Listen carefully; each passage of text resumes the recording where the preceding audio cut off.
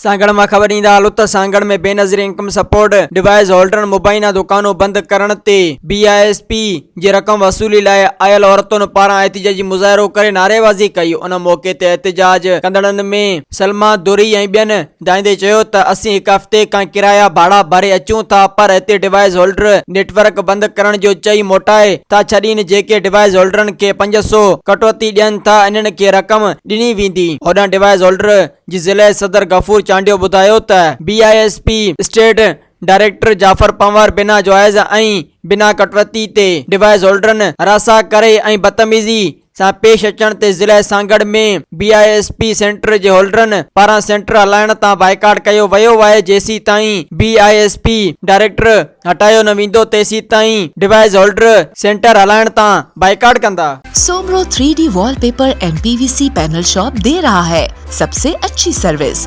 बेहतरीन क्वालिटी के आला मयार वॉलपेपर और सीलिंग खूबसूरत डिजाइन और कलर्स में दस्तयाब है। हर किस्म के PVC वॉलपेपर्स और सीलिंग लगवाने के लिए हमसे राब्ता करें।